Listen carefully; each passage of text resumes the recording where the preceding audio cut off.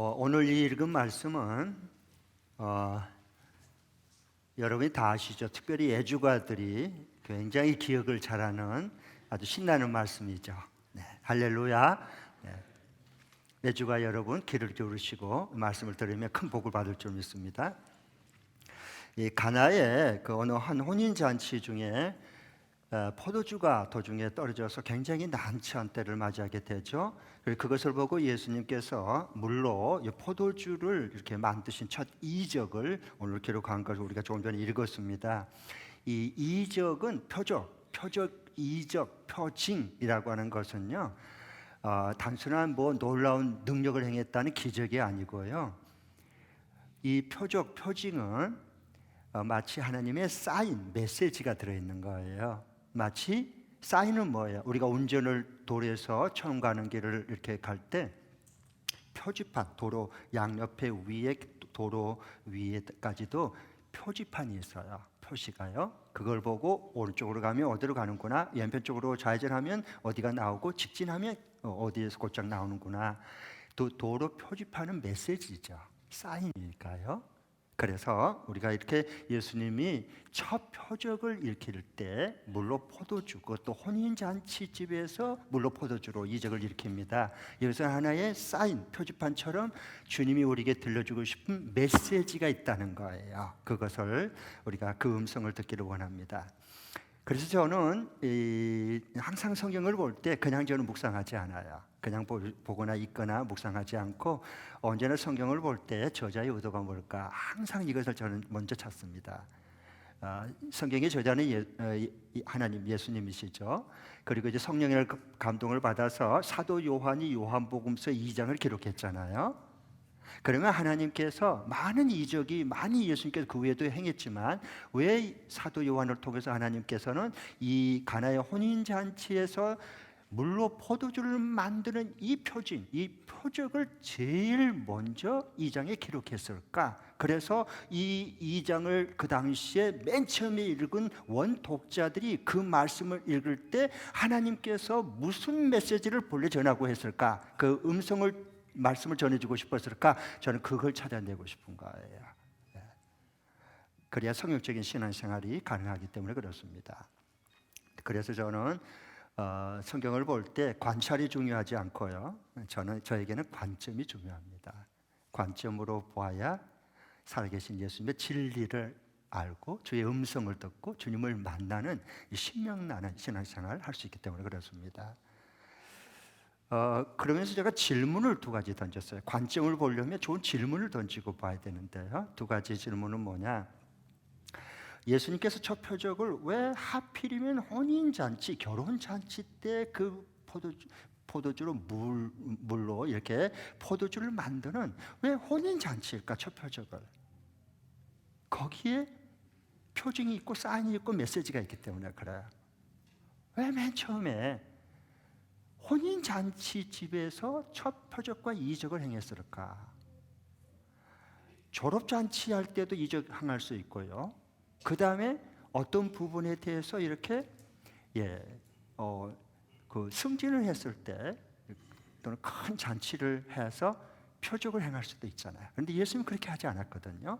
왜 하필 한 결혼잔치에서 첫 표적을 행했고요. 또 다른 하나는 하필이면 물 가지고 포도주로 변화시키는 이적을 왜 행했을까? 물 가지고 예수님은 하나님의 아들이시고 천지 만물을 지으신 창조주 하나님이니까 물을 가지고 포도주를 만들지 않아도 돈이 되라 그러면은 돈다발이 나올 거 아니에요. 물 가지고 돈다발 만들면 데이트잖아요. 그 다음에 모든 사람들 다 시선을 다 마음을 사로잡을 수 있는데 왜 물 가지고 돈이 되라 그래서 돈다발을 만들어내지 않았고, 그리고 이 돈 되라 지금 이게 금리빨 되라 이렇게 금리빨 되고 금덩이 되라 이렇게 표적을 행했으면 더 많은 사람들이 황금을 얻으려고 주님 쫄쫄 따랐을 텐데 왜 예수님 그렇게 하지 않고 첫 표적을 혼인잔치집에서 행했고 그것도 물로 꼭 포도주로 바뀌는 그런 이적을 행했을까? 이게 이제 성경을 보는 관점입니다. 그런 질문을 여러분 좀 보시고 오늘 말씀을 들으면 성경에서 하나님께서 이 요한복음 2장을 처음 기록할 때 하나님께서 맨 처음에 우리에게 무슨 메시지를 들려주고 싶었을까? 그 음성을 생생히 들을 수가 있습니다. 예수님께서 왜 첫 표적을 혼인잔치에서 행하셨고 그것도 물론 포도주를 왜 그렇게 새롭게 변화시키는 이적을 행했을까? 그것은 요한복음은 예수님을 증언한 거다 그랬어요.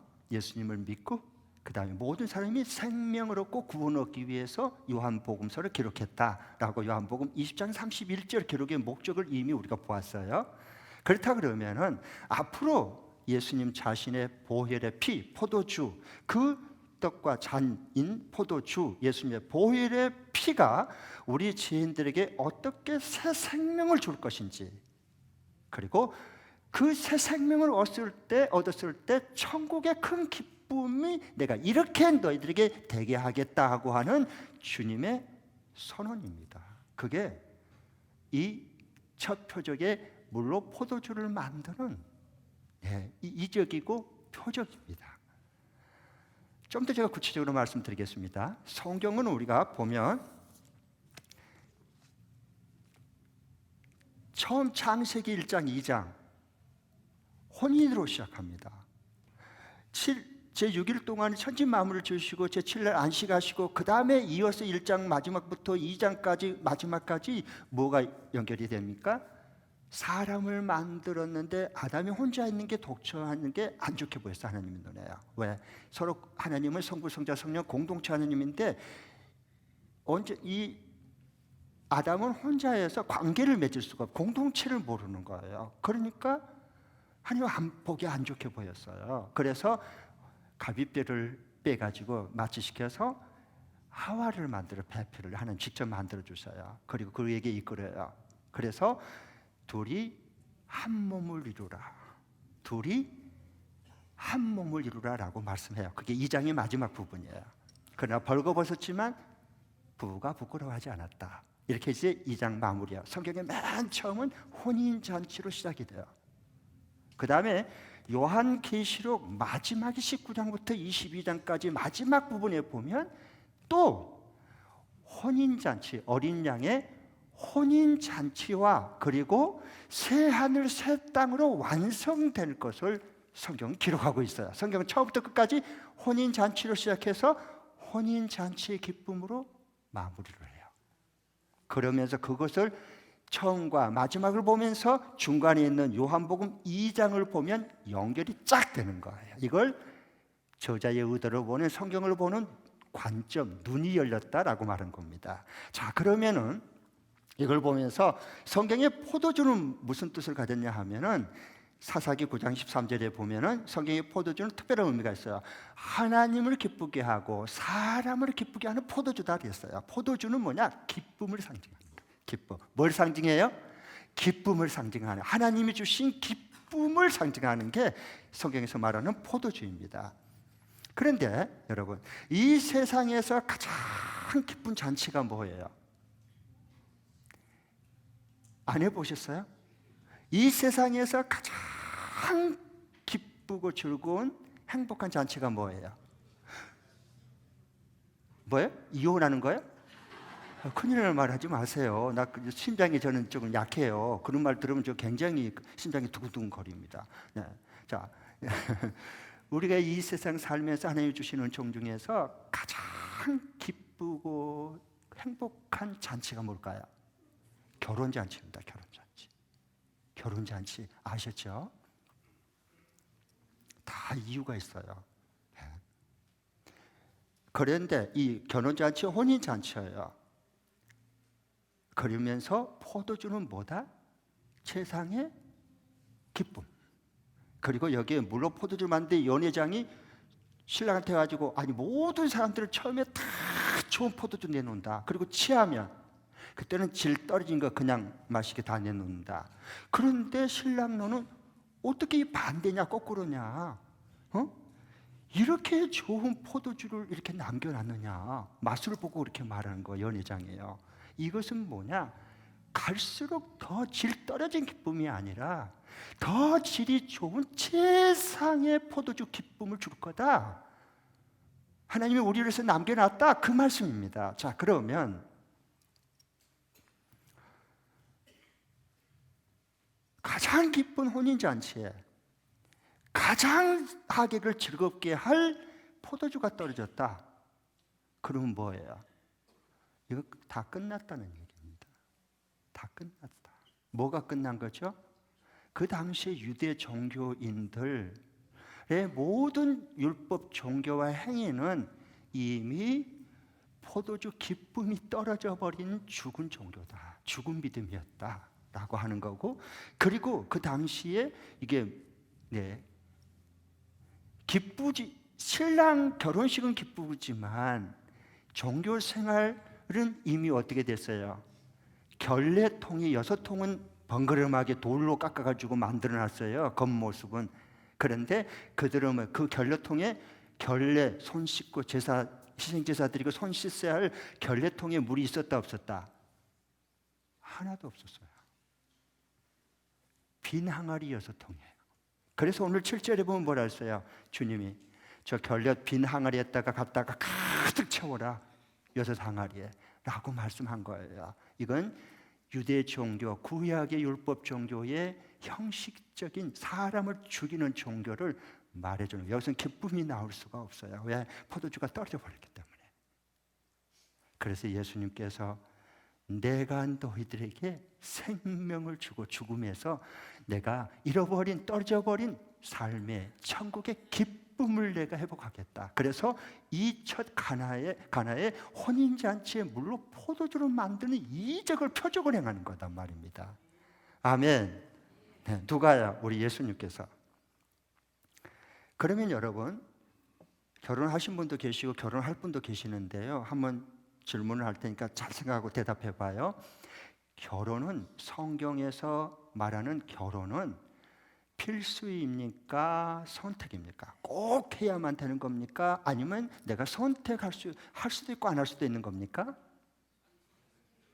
네? 다시. 여러분, 결혼한 분도 계시고 결혼할 분도 계시고 자녀가 결혼을 해야 된다고 하고 강요한 부모님도 계시고 그래요. 잘 들으셔야 돼요, 여러분. 전부 다 우리가 성경에서 너무 멀어지면 기쁨이 떨어져 버려. 성경이 증언하는 예수님 안에, 은혜 아래, 그 말씀 안에, 사랑 안에 들어와야 돼요. 그래야 우리 인생이 포도주로 바꿔진 변의 역사가 일어납니다. 새 포도주는 새 가죽 부대에 담아야 돼요. 자, 그러면 다시 질문할게요. 성경에서 하나님이 말씀하시는 결혼은 꼭 해야 되는 필수입니까? 아니면 해도 되고 안 해도 되는 선택입니까? 네? 대강 보니까 2가지로 나왔어요. 고마워요. 감사해요. 다 맞았어요. 다 맞았어요.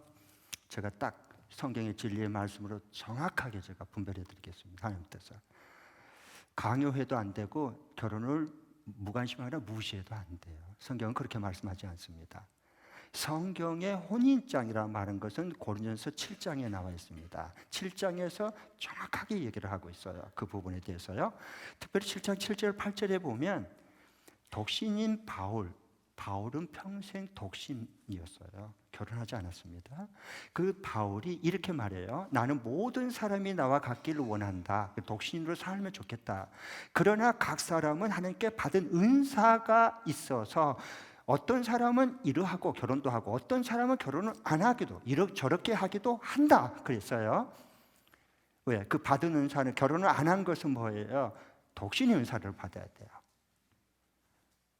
그 다음에 이제 이렇게 하기도 하고 결혼하기도 하고 안 할 수도 있다라고 말해요. 그런데 이걸 보면 이런 사람은 이러하고 저런 사람은 저러합니다. 결혼하지 않는 남자들과 아직 결혼하지 않는 남자들, 그리고 과부들에게, 결혼해서 남편이 먼저 떠났거나 그런 분요, 젊은 과부예요. 과부들에게 말합니다. 나는 나처럼 그냥 지내는 것이 좋습니다. 그러나 그 다음이 중요해요. 너무 욕정에 불타서 절제가 안 되면 마음으로 행동으로 죄를 슬쩍슬쩍 지기 때문에 그럴 경우는 결혼을 하는 게 좋습니다. 그래요. 정확하게 얘기했죠. 하나님께서요. 결혼은 필수의 선택이에요. 성경에서 말한 것. 선택입니다. 꼭 기억하셔야 됩니다. 결혼은 필수가 아니라 선택이라는 것을. 우리가 성경을 너무 잘 모르고 있어요. 예, 무조건 강요하면 안 돼요. 특별히 자녀들 막 너무 강요하고 막 밀어붙이지 마세요. 굉장히 큰 스트레스입니다. 그러면. 예. 그리고 또 자꾸 돈이 없으니까, 나 모아놓은 게 없으니까, 나 결혼 자꾸 또 다시 생각해보고 선택이니까 그 다음에 또 뒤로 미뤄 자꾸. 이것도 안 돼요. 이걸 성경으로 돌아오면 돈이 있건 없건 하나님이 주시면 짝을 지어주시면 결혼하는 거예요. 돈이 있건 없건 그게 신앙인이지. 하나님의 역사를 보고 하나님 채우심을 맛보고 그리고 하나님이 짝 지어준 두 사람과 함께 살아갈 수 있잖아요. 돈이 많이 모아놓으면 결혼이 행복할까요? 에스모 그룹에 지금 이혼해서 엄청난 이혼 이자료를 청구해서 재판 중에 계류 중에 있어요. 돈하고 아무 상관없어요. 자꾸 그런데 여러분 성경으로 돌아와야 돼요. 하나님이 맨 처음에 아담을 잠재워서 하와를 만들고 그리고 짝 지어주신 분이 누구다? 눈이 맞아서 하는 게 아니라 필이 꽂혀서 그런 게 아니라 하나님이 짝 지어준 것을 확인해서 둘이 한 몸을 이룬 것입니다. 이게 성경에서 말하는 결혼은 언약입니다. 언약. 네. 자, 그러면 결혼은 왜 선택일까? 하는 질문을 좀 던져보십시오. 그리고 하나님 말씀 속으로 좀 인도함을 받으십시오. 결혼은 왜 필수해야 되는데 왜 선택일까? 이 땅의 결혼은 뭐냐? 하나님은 왜 결혼을 이 땅에 둘이 짝지어서 우리가 결혼하게 해줬을까? 하나님의 목적이 있어요. 그건 이 땅 위에서 천년만년 알콩달콩하게 살아는 게 아니고 하나님의 그 이루실 목적은 뭐냐? 계획은 뭐냐 하면 이 땅 위에 둘이 사랑을 통해서 행복과 기쁨을 맛보듯이 항상 그런 건 아니지만 그러나 이것을 맛보게 해서 이 다음에 예수님께서 우리의 어린 양의 참 신랑이 되시고 주의 피로 값주고 산 거룩한 신부들 교회가 서로 둘이 한 몸을 이뤄서 어린 양의 혼인 잔치의 그 기쁨을 완성할 거예요. 그걸 조금 이 세상에서 맛보기로 우리 부부를 결혼해서 짝을 지어준 겁니다. 이거 이 땅의 결혼은 그림자요, 모형이요, 장차 이루실 주님의 신부로서 그 영원한 기쁨을 맛볼 수 있는 그에 대한 뭐다? 예표입니다. 조금 이 땅 위에 미리 맛보게 한 거예요. 그래서 이 땅 위에 주님이 임시적으로 결혼 제도를 주님이 만들어서 우리에게 짝을 지어서 결혼해서 한 몸을 이루게 하는 거예요. 아멘. 아멘. 그래서 결혼해도 좋다 그랬어요. 왜? 이 땅 위에 서로 안 맞은 남녀가 서로 이렇게 맞춰가면서 어린 양의 혼인 잔치로 완성될 주님의 신부로서 우리는 연습하는 과정에 있기 때문에 결혼을 하라는 거예요. 성경에서는요. 이건 한 몸 주님과 참 신랑이신 영원히 우리의 생명과 피와 몸을 아낌없이 십자가에 쏟아 부으시고 죽을 우리를 살려내셔서 성령을 보내주심으로 거룩한 주님의 신부 그리스도의 영 서하는 예수님의 그 성령으로 임한 것처럼 우리에게 그 그리스도의 영을 함께 부어주셔서 영으로 몸으로 한 몸을 이루게 만드실 그것을 지금 이 땅 위에서 맛보고 연습해보고 바라보게 만들어준 거예요. 이게 성경이 말하는 언약의 결혼이라는 겁니다. 그러니까 결혼은 너무도 신성한 거예요. 그 예행 연습을 해야 돼요.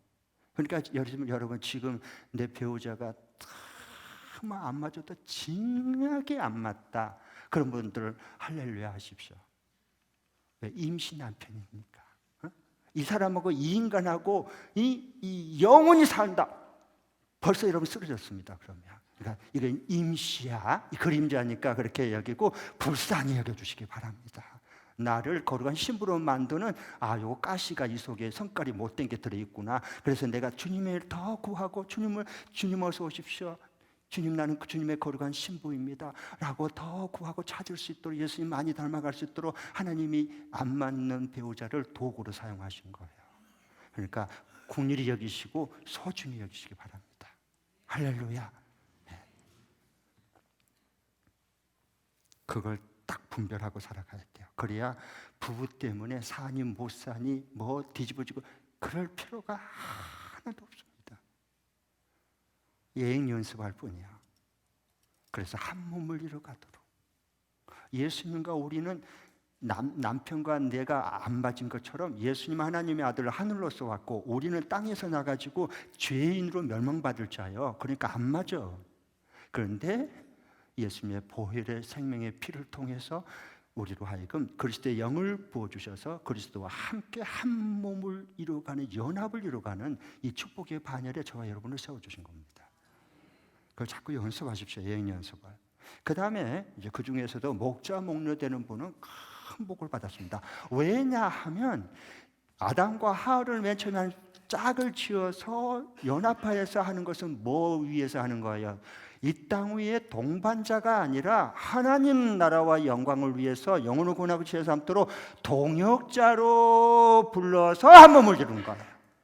그러니까 한 방향을 향해서 내 아내와 남편이 목자 목녀 돼서 주님의 제자 되었고 한 방을 향해 손잡고 가는 거예요. 그걸 방향성을 잃어버리니까 목표점을 잃어버리면 서로 마주쳐서 서로 마주치는 열차처럼 서로 부딪히고 충돌되고 난리가 나고 깨지고 이렇게 되는 거예요. 방향성을 잃어버린 거예요. 삶의 방향성. 그러나 목자 목녀는 우리가 주님 앞에 설 때를 생각하고 거룩한 신부가 되기 위해서 어떻게 해서 우리를 예수님의 제자의 삶을 살도록 목자 목녀로 이렇게 짝지어갖고 한 몸을 이루어서 한 방향을 향해 같이 손잡고 걷잖아요.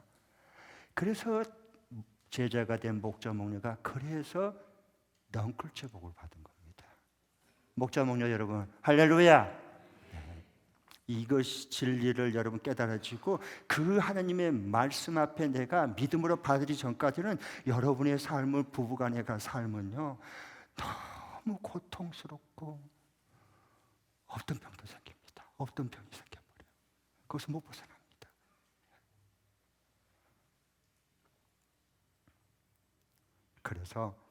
그래서 서로 돕는 배필로 지은 거예요. 뭐라고? 영혼의 제삼는 한 몸을 이룰 수 있도록 동역할 수 있도록 돕는 배필로 지은 거예요. 이 진리를 알지니 진리가 너를 자유하게 하고 해방하게 모든 메인 속방으로부터 다 자유함을 주고 해방하고 얻고 살아갈 수 있잖아요. 이분이 예수님, 진리신 예수님이시죠. 얼마나 감사해요. 예수님을 믿고 안다고 하는 게 그거예요. 그러면 결혼을 안 해도 기쁘고 또 바울처럼 왜 예수님 더 마음껏 신경 안 쓰고 증언할 수 있으니까 나는 그냥 결혼 안 할래. 뭐 하려고 안 하려고 그래? 나 편하게 살려고. 그건 세상 사람들, 주님을 알지 못한 사람들의 세상적인 가치관이고 성경에서 왜 결혼을 안 하느냐? 하늘이 준 고자가 있다 그랬어요. 사람이 만든 고자가 있다. 예수님 말씀하셨어요. 그건 누구나 받을 수 없어요. 중요한 것은 예수님 신랑 되신 그 주님의 사랑을 집중해서 더 몰입해서 전하고 싶어서 나는 독신의 은사를 하나님 주었다. 사도 바울처럼. 그러면 결혼하면 안 돼요. 독신의 은사를 받은 사람이 결혼을 하면요 날마다 지옥입니다. 저 그런 분을 봤거든요. 나중에 제가 이제 어느 분이 이렇게 와서 도저히 못 살겠다고 죽이고 싶다고 날마다 칼을 갈고 있더라고요. 그래서 얼마나 힘들었어요. 쭉 내가 몇 가지 질문을 던져봤더니 세상에 그리고 데이터를 이렇게 설문을 해봤더니 독신의 은사가 이게 제일 높아요. 그분이 왜 결혼을 했을까? 좋은 지도자 만났으면 절대로 그 결혼을 못하게 만들어야 되는데 그러니까 날마다 죽이고 싶은 거예요. 죽고 싶은 거예요.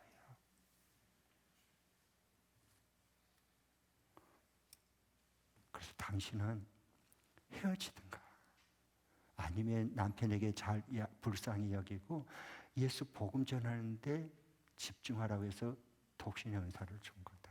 자식들을 불러놓고 미안하다고 양해를 구해라. 그렇게 해서 해결을 해줬어요. 그 다음에 조금 추스려졌습니다. 그러면 내가 독신의 은사를 받았느냐 안 받았느냐 어떻게 알 수 있을까? 어떻게 알면 될까요? 이게 영적인 분별력, 통찰력이에요. 내가 영적인 독신의 은사를 받았느냐 안 받았느냐 그걸 금방 알 수 있는 게 내가 이성을 볼 때 이성으로 느껴지지 않아요. 이건 성소수자 동성애자가 아니고요. 독신의 은사를 받은 사람이에요. 이런 사람들이 결혼하면 안 돼요. 정말 안 됩니다. 그러니까 좀 결혼하기 전에 맞아가지고 뭐 필이 꽂혔니 그래갖고 우리 결혼하고 막 다 결정하고 오지 마시고 저한테 좀 미리 물어봐 주세요. 그러면 제가 정확하게 알려드릴게요. 서로 교제한 지 얼마 돼서 3개월 됐습니다. 결혼은 언제 하려고 해요? 10개월 후에 하려고 합니다.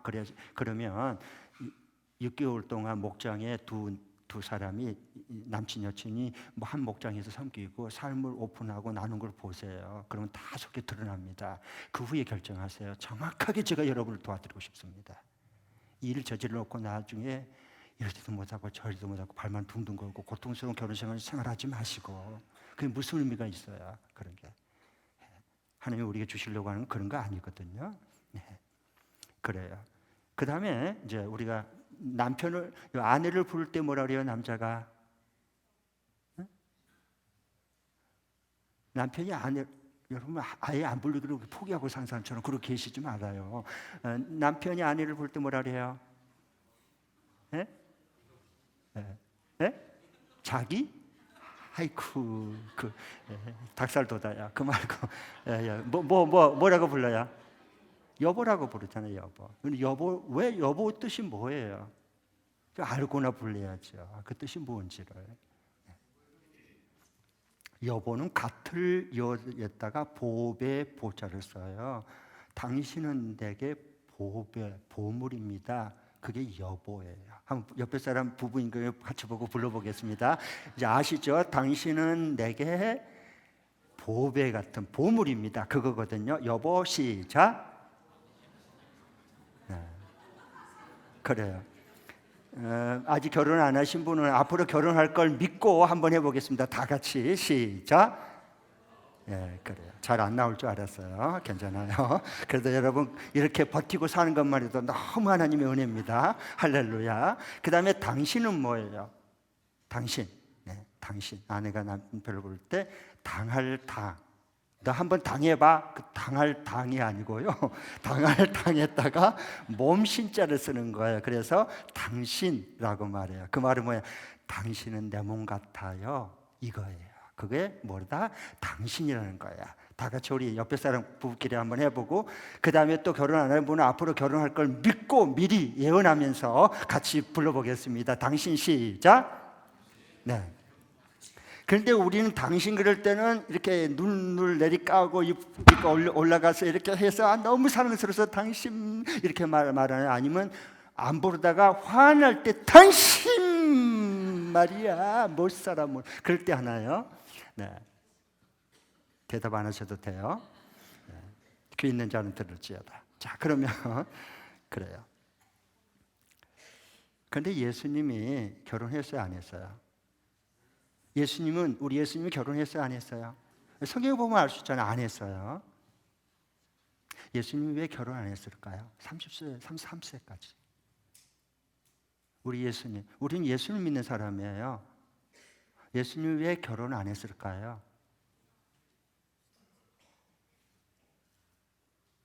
돈이 없어서 그럴까요? 어떤 큰 결혼하기 어려운 장애를 가져서 그럴까요? 아니요. 그럼에도 불구하고 예수님은 왜 30세가 넘었는데도 왜 결혼하지 않았을까요? 그게 주님의 사랑이에요. 예수님은 결혼을 일부러 안 하셨어요. 왜? 마지막 어린 양의 혼인 잔치 때 주의 몸 된 거룩한 신부들의 참된 신랑이 되는 그 기쁨 때문에 이 땅 위에서 결혼하지 않았어요. 그분이 예수님이세요. 그리고 자신의 몸과 생명의 피까지 우리를 건지고 살리고 변화시키기 위해서 보혈의 피를 쏟아 부으셔서 우리를 살려주신 분이세요. 그분이 우리를 사랑하는 예수님이시다 그 말입니다. 그러니까 결혼을 안 했어요. 만일의 경우에 예수님이 결혼을 하고 이 땅 위에서 또 어린 양의 혼인잔치 때 마지막 때 또 결혼하면 이건 간음죄를 지은 선두주자야.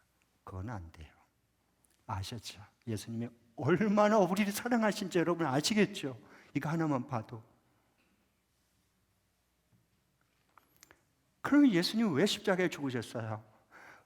우리 죄인들의 먼저 포도주 보혈의 피를 쏟아서 우리 죄를 용서하고 없이 해준 다음에야 우리를 거룩한 자신의 신부로 교회를 만들어서 예수님처럼 거룩한 어린 양의 혼인잔치로 한 몸을 이룰 수 있기 때문에 이 천국의 어린 양의 혼인잔치의 기쁨을 같이 공유하기 위해서 예수님은 우리의 죄를 없애주고 십자가의 보혈의 피를 흘리신 거예요. 그분이 누굴까요? 우리 예수님이시란 말입니다. 그분이 우리가 믿는 예수님입니다. 여러분 예수님을 아시겠어요? 어떤 분인가를 아시겠어요, 여러분? 그래서 여기에 말씀을 하면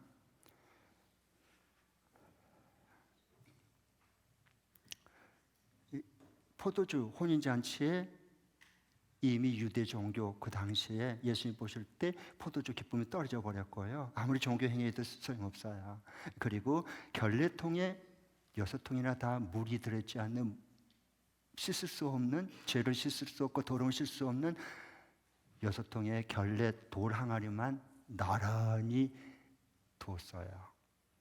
그건 영혼을 죽이는 율법 종교를 뜻하는 거예요. 종교 행위들을 말하는 거예요.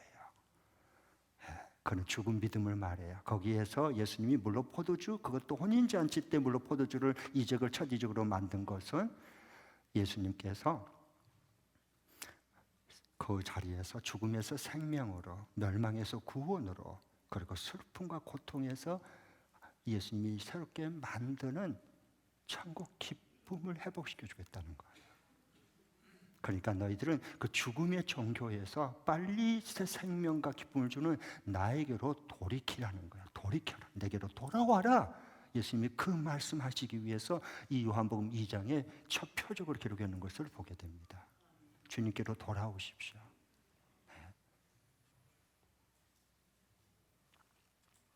그러면 예수님께서 왜 이 말씀을 이렇게 내 때가 아직 안 됐다라고 이렇게 오늘 말씀하시죠? 예수님께서 아직 내 때가 안 됐다. 4절에 보면 다 같이 한번 읽어보겠습니다. 시작.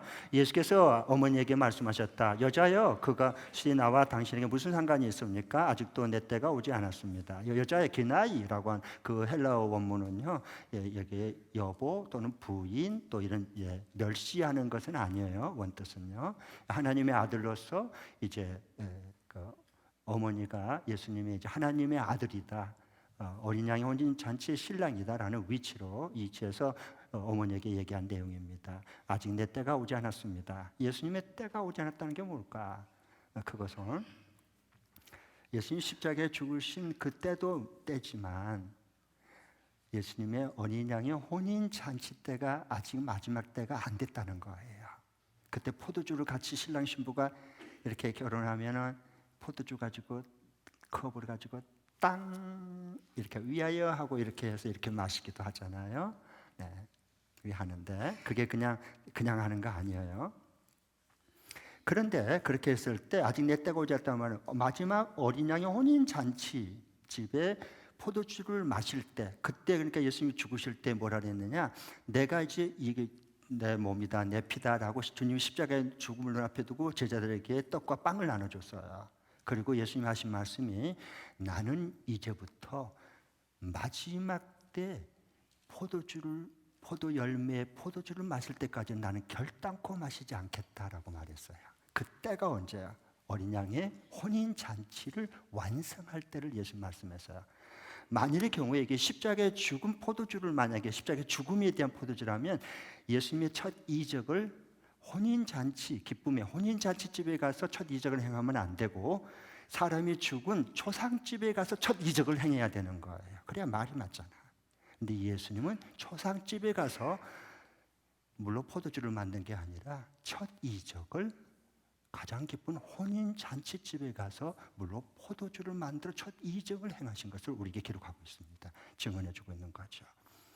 그래서 이것을 우리에게 말씀해 주고 있습니다. 자, 그러면 이제 적용할 부분 중 하나 말씀드릴게요.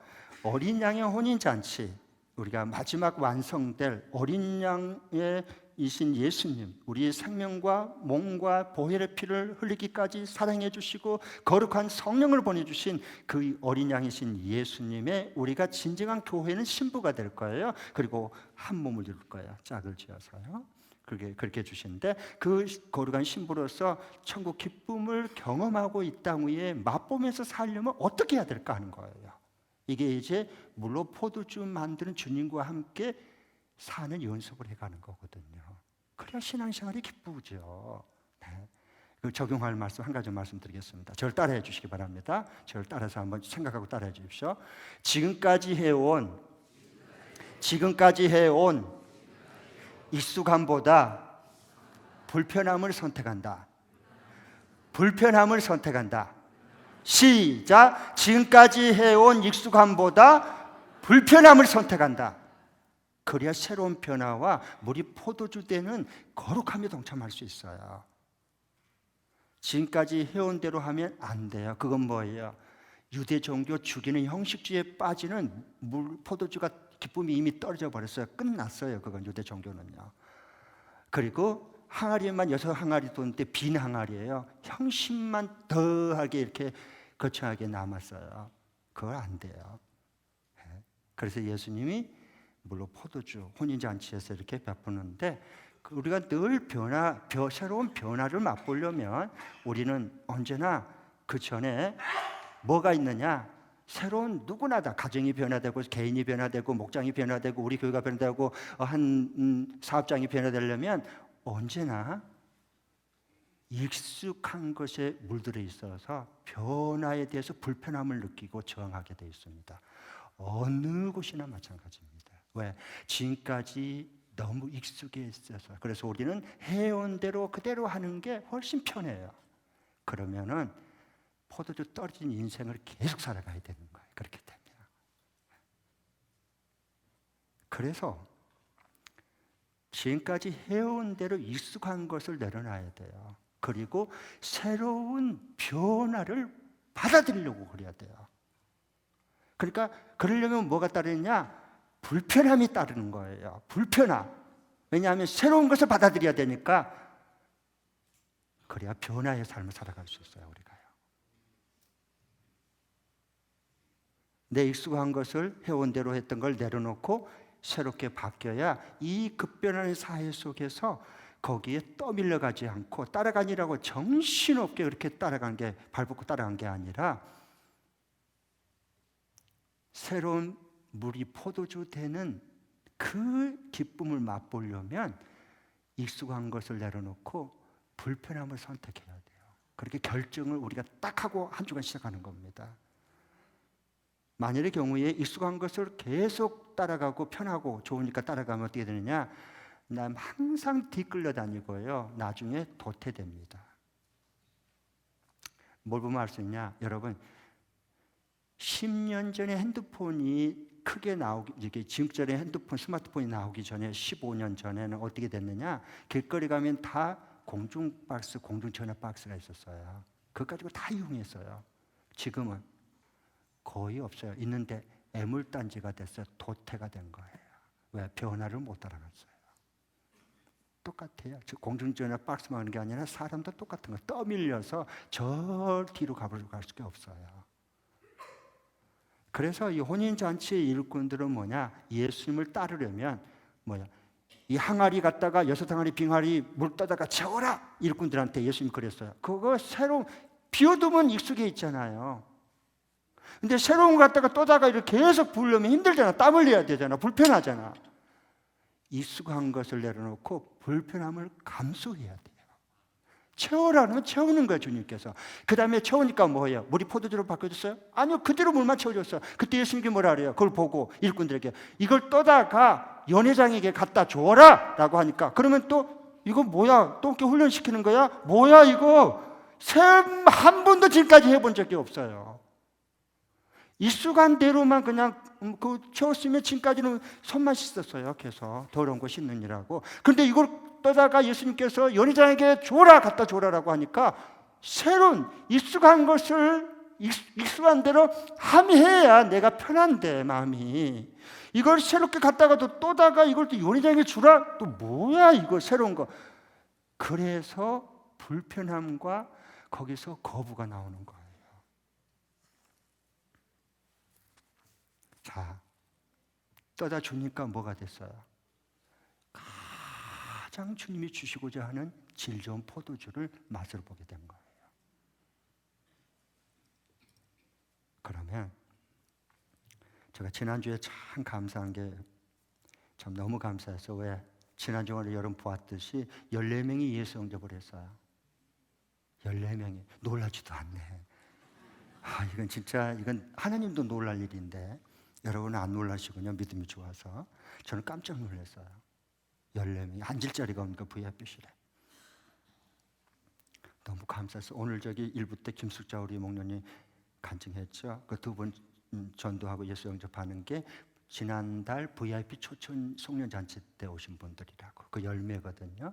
또 2부 예배 때 우리 신숙경 목사님 또 간증할 거예요. 거기 또 그 자매님이 어떻게 VIP 때 지난달 초청된 분이 와요. 제가 명단을 이렇게 보니까 VIP 초청된 거의 다, 대부분이 다 지난달 VIP 초청 잔치 때 참여했던 분이에요.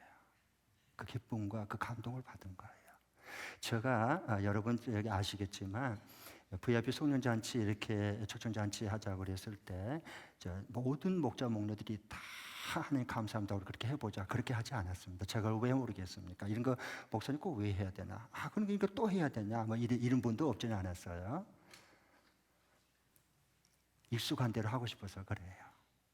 그런데 이 영권하는 거 하나님이 불타는 소원이 지상명령이에요. 그건 포기를 안 하죠. 어떤 일이 있어도. 그래서 그래도 이걸 준비해서 같이 섬기고 같이 했었어요. 우리 목자 목녀들도 그걸 한번 해보자. 우리가 해보자 라고 해서 정말 음식도 너무 맛깔스럽게 잘 준비했고, 목자 목녀들 정말 이렇게 이게 모든 호텔처럼 세팅 다 하고 포장지 다 씌우고 기쁨으로 했어요. 하나님이 그 많은 영혼들을 보내줬잖아요. 그분들 기뻐하는 모습을 우리가 보았잖아요. 너무 행복해서. 그리고 이제 이번 첫 달에 14명의 귀한 영혼들을 하나님께서 구원받게 해줬고 꽃을 피우게 했고 열매를 맺게 한 거예요. 왜 이게 가능할까요? 익숙한 것을 내려놓고 불편함을 감수한 거예요. 왜? 새로운 본질을 회복하기 위해서. 아멘. 이걸 미리 내다볼 수 있는 사람이 영적인 리더예요. 네. 너무 감사하죠. 여러분 정말 수고 많이 했어요. 자, 그러면 저는 그래요. 저는 이 하나님의 진리의 말씀을 알고 저는 그 주님을 만난 다음에 저의 삶에 어떤 그 중요한 게 하나 있어요. 원칙이. 나는 주님이 기뻐하는 영혼을 구원하게 제삼기 위해서는 나는 익숙한 것을 내려놓는다. 그리고 불편함을 선택한다. 하나님의 말씀에 순종하기가 불편해지거든요. 불편함을 선택하겠다. 좀 불편하게 살겠다. 이렇게 딱 정하고 저는 살고 있어요. 좀 불편하게 살겠다. 이 귀한 영광을 위해서. 하나님 나라 말씀이 성취되는 이 기쁨을 맛보기 위해서 내가 좀 불편하게 살겠다. 오케이. 그러면 어떤 일이 벌어질까요? 어디를 가도 불편하지 않아요. 왜? 왜 그럴까요? 진짜 안 불편해 해보세요. 이번 주간에 말씀 적용하고 한번 해보세요. 회사 불편합니까? 시집와서 불편합니까? 부모님에게 불편합니까? 해보라고 말씀 적용해서 하나님 말씀이 살아있는지 아닌지를 정확하게 알 수가 있어요. 저는 불편하게 살기로 결정한 목사예요. 그러니까 어딜 가도 불편한 게 있을까요? 없을까요? 있을 수밖에 없어요. 왜? 죄인들이 모이고 환자들이 다 모인 건, 병든 사람이 다 모인 거 아닙니까? 사람 다 병들었는데 죄인들이고. 그런데 또 불편할 수밖에 없지. 그런데 뭐예요? 내가 불편하게 살기로 했다. 본질을 회복하기 위해서, 새로운 변화의 삶을 살기 위해서, 예수님도 많이 닮아가는 신부로서 살아가고 싶어서. 그러면 어떻게 해야 돼요? 그 값진 것을 위해서. 오케이. 하면 좀 불편함이 있을 수 있어요. 그런데 그때 불편하다 그럴 때 제가 얼른 결정 내려요. 나 불편하게 살기로 결정했잖아. 그럼 하나도 안 불편해요. 거기 매이지 않고 상처받을 이유도 없어요. 내가 불편하게 살기로 했잖아. 회사 가면 편하겠다? 어디 가서 여러분의 돈을 먹고 사는 월급을 주는데 누가 공짜로 어느 회사가 주냐고. 회사? 여러분 갈수록 불편해요. 녹을 먹잖아. 누가 공돈을 주냐고 우리에게.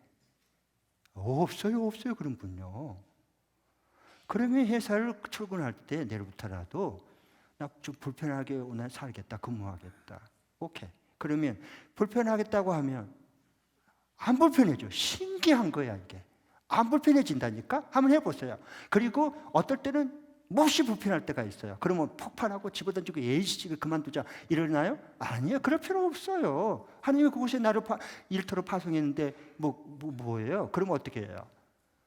나 불편할 때는 내가 좀 불편하게 살기로 결정했잖아. 이것쯤은 감수해야지. 하나님 감당할 힘을 줘요. 그래서 걸려 넘어지지 않는 거예요. 우리가 새로운 변화는 그냥 일어나지 않아요. 이 진리를 알고 나니까 제가 너무 기쁜 거예요. 감사한 거예요. 그래서 이번 주간에 뭐예요? 익숙한 것을 내려놓고 좀 불편하게 살자. 이게 딱 붙들고 이 말씀 가슴에 새기면서 한 주간 사는 거예요. 약속을 믿고. 그러면 하나님의 역사가 놀랍게 신기하게 여러분 경험이 돼요. 그래서 그 하나님을 만나고 난 다음에 뭐예요? 목장에 달려가서 이 하나님의 역사와 내가 받은 은혜를 빨리 모두 다 손들지 다 나눠야지. 우리 공동체가 다 하나님을 만날 수 있도록 그 은혜 속에 들어올 수 있도록. 그러니까 신명 나는 거예요. 거기서 기쁨이 넘쳐나는 겁니다. 이런 축복이 함께 할 수 있기를 바랍니다. 기도하겠습니다.